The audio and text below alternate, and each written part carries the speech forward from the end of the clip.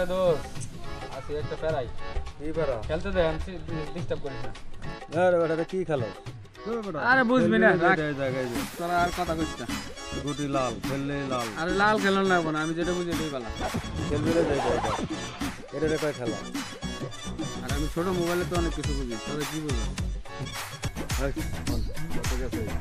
কালকে কিন্তু ওই শরীরের কাছে যাইতে হবো শরীরে দেখা করে ভালো লাগলে দুজন ফিটিং দেবো ও শরীর তো খুব ভালো ওই তো ছবির দেওয়া তো বাস্তবের হাতে মিলে না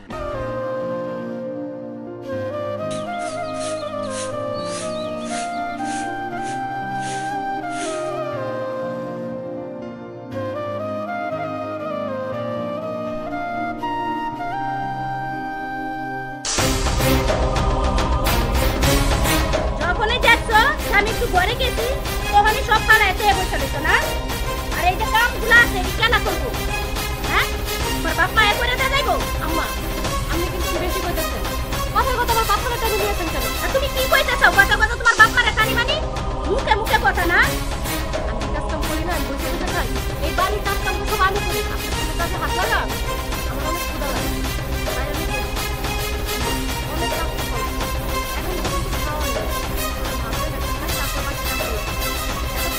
করো খাওনটা কি তোমার বাপের বাড়িতে খায় আম্মা এটা কেমন কথা কইলেন আমার বাবার টাকা তুমি খাই আমার বাবা যে প্রবাস থেকে টাকাগুলো পাঠায় সেই টাকাগুলো কি আমার হাতে দেন আপনারা সেই টাকা তো আপনার ইচ্ছা মতো খরচ করেন আপনার পোলাও তো কোনো ইনকাম করে না আমার বাবার টাকা আমি খাই তাতেই আপনারা এত জ্বলে আর যদি আপনারা ইনকাম খাইতাম তাহলে যেন আমার কি করতেন ও আমরা খাওয়াই না তোমারে না খাওয়াই রাখি এত বড় কথা না তোমার বাপ মা আমার বাড়িতে খাওয়ান দেয়া জানা আমি এখন ফুলারে ফোন দিয়ে কইতাছি একটা ব্যবস্থা করার জন্য আরো ও জান জান এইটাই তো পারবেন ফুলার কাছে বিচার দিবেন আর আমার মায়ের খাওয়াবেন কি বলো তাহলে রাখ রাখ আমার পাশে ফোন দিছে মায়া ফোন দিছে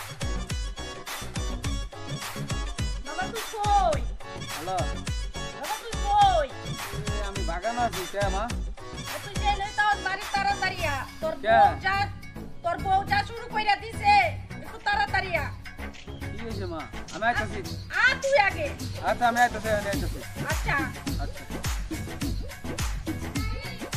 যাবি বাড়িতে বাসায় কানে রাখা বাপরে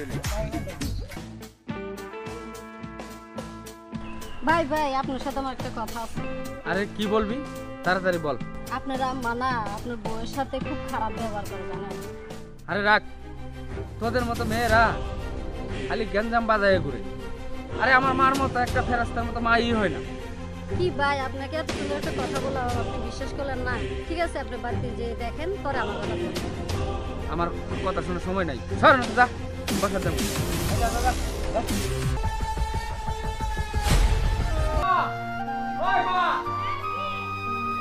মা কি হইছে তুমি করে তোর বউ রে জিগা তোর বউ উঠতে পারতে কয় তোর শ্বশুর বাড়িতে কাটে না আমরা চলি আচ্ছা মা আপনি কেমন মা হ্যাঁ আপনার ছেলেটারে ফোন দিয়ে যাইতে কইছেন আয়া বানায়া নানায়া বিচার দিতাছেন আচ্ছা আমি কি আপনার মুখের তো কখনো কথা বলছি হ্যাঁ আপনি কি আমার বাবা মা নিয়ে কথা বলেন দেখে আমি শুধু আপনাকে এটা বলছি এই তুই চুপ থাক তোমার সময় নাই গম নাই তোমরা আমারে ফোন দেব আমি কই থাই না থাই এটাই তো পারো আমার সাথে চিল্লাইতে পারো মার কথা শুনিয়া আর আমি কি দোষ করছি না করছি সেটা তো শোনার প্রয়োজন মনে করো না তোর কথা তুই কহ এই যে তোমরা দুইজন মানুষ যে খাও আমার বাবা এত কষ্ট করে টাকা পাঠায় তোমারে একটাবার জিজ্ঞেস করছো যে আব্বা কি খাইতেছে কি পিনতাছে সে কেমন আছে জিজ্ঞেস করছো এটা জিজ্ঞেস করবা কেন আবার আমারই তুমি বান্দির মতো খাটাও এই বাড়িতে একটা কথা ছাড় দে বলো না এই জন্য তুই কি আমার মারে খোড়া দিবি তোর বাপেটে ওইটা দিয়ে আমার মা চলে হ্যাঁ দেখ বাবা দেখ তোর বউ কেমনে কথা কয় তুই নিজের চোখে দেখ আর নিজের কানে শুন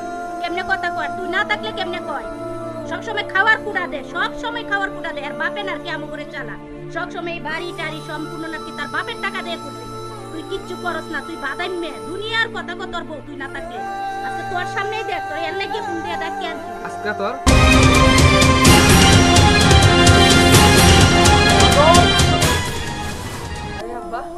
আরে বিয়াই আপনি না কই আইলেন কে ফোন দিলে তো পুলারে পাঠায় দিতাম এয়ারপোর্টে বইলাইতাম তাহলে এই দৃশ্যটা দেখতে পারতাম না আমার মাইয়ার যখন ফোনের কথা বলি তখন আপনি বলেন কি মাইয়া বাইরে গেছে একটু বৌমা বাইরে গেছে আজকে আমি নিজ চোখে দেখলাম আমার মাইয়াটা কত সুখে আছে। আমি বলতে পারবো না, এই শেষ বয়সে যে কাম কাজ করি সব টাকা আপনার দিছি শুধু মাইয়ার সুখের জন্য। আর আপনারা কি করেন? আমার মায়ের ধৈর্য ধৈর্য মারে। আল্লাহ, আমি এটা কি দেখলাম? হায় মা, আমার মুখে হায় মা, হায় মা। হয়েছে, আর আমি এই সংসারে রাখবো না। না, এতদিন যা দিছি আমি আর দেবো না। তুই মা চিন্তা করিস না, চল মা, চল, তোরে এই ভাইটা রাখবো না, চল। আমি তোমার এই কথাটা রাখতে পারলাম না। খারাপ হোক, ভালো হোক, এই মানুষটা আমার স্বামী আর উনি আমার শাশুড়ি। ছোটবেলা থেকে মার আদর পাই নাই। তুমি আমার অনেক কষ্টে মানুষ করছো। যখন এই বাড়িতে বিয়ে হওয়ার পর আসলাম, আমি ভাবতাম সবসময় উনি আমার মা। আর আমি ওনাকে কখনো আমার শাশুড়ি ভাবি না, আমার মাই ভাবছি। কিন্তু উনি আমাকে দিনের পর দিন কষ্ট দিয়ে গেছে। তাই বলে আমি এই সংসার ছেড়ে যাবো না, কখনো না বাবা। শিখেন, শিখেন, বুঝতে পারছেন যে কোন আদরে আমি ভাইয়ারে বড় করছি। এত মারি, এত অত্যাচারের পরও স্বামী সংসার ছাড়া যে পারছে না। বিয়াই, আসলে বিষয়টা আমি বুঝতে পারি না। বিয়াই পারলে আমার মাফ করে দিন। বৌমা, আজকে থেকে তুমি আমার মেয়ের মতো। দেখো মা, ওকে আমরা এত অত্যাচার করছি, তারপরও আমাদের সংসার থেকে তার বাবার কাছে যাইতে চাইতেছে না। ঠিক আছে বাবা, আমি তোর বোর নামে অনেক সময় অনেক কিছু বলছি। আসলে এটা আমার বলা ঠিক হয় নাই বাবা। ঝগড়া লাগাইছি আমি সব সময়, তোর বোর কোনো দুধ ছিল না। ঠিক আছে, তুইও আমার মাফ করে দিস বাবা। আর বৌমা, তুমি আমাকে মাফ করে দিও, ঠিক আছে? ও যেরকম আমার ছেলে, তুমিও আমার মেয়ে। তুমি আজকে থেকে আমার মেয়ের মতো বৌমা। তোমার মা হইলে তুমি ক্ষমা করলাম না, আমি দেখবা তুমি আমাকে ক্ষমা করে দিও মা। ও হলো প্রকৃত নারী। আচ্ছা কলি, আমাকে তুমি ক্ষমা করে দিও। আজকাল থেকে আমি নিজে ইনকাম করে তোমাকে খাওয়াবো, কথা দিলাম। আর কোনোদিন তোমাকে আমি অত্যাচার করব না। আব্বা, আপনি আমাকে ক্ষমা করে দিন। আমি আপনার ছেলের মতো, মনে করে ক্ষমা করে দিন। আমি তো সেই কবে আপনাকে মাফ করে দিছি। আপনার প্রতি আমার কোনো অভিযোগ নাই। তবে কি মা জানেন, আমি কখনো মার আদর পাই নাই। একটা কথাই কমু, আমার আপনার মেয়ের মতো আগলায় রাখেন। রাব্বা, সে অনেক কষ্ট করছো তুমি। এই প্রবাসে পড়ে থাকো, আমার থেকে তুমি অনেক দূরে থাকো। তুমি আর কখনো বাইরে যাও না, তুমি বাংলাদেশে থাকো। মাঝে মাঝে আমি তোমার দেখতে যাবো। মারে, আমি তোর সুখে আবার বিদেশে যাব। আমার শেষ বয়সে তোর সুখ মানে এই ছোটকালে তুই, আমি তোর সুখের লেগে বিদেশ গেছি। আমি আবার যাবো মা। আব্বা, আপনার আর বিদেশ যাওয়া লাগবে না। আমি কামাই করে আমি আপনাদের সবগুলো খাওয়াবো। ও তো বলছি ও নিজে ইনকাম করবে, তোমার আর এই সংসারে টাকা দিতে হবে না। ও ওর ভুল বুঝতে পারছে, তুমি ওর মন থেকে মাফ করে দিও। হ্যাঁ বিয়াই, আপনার আর বিদেশ যাইতে হইব না।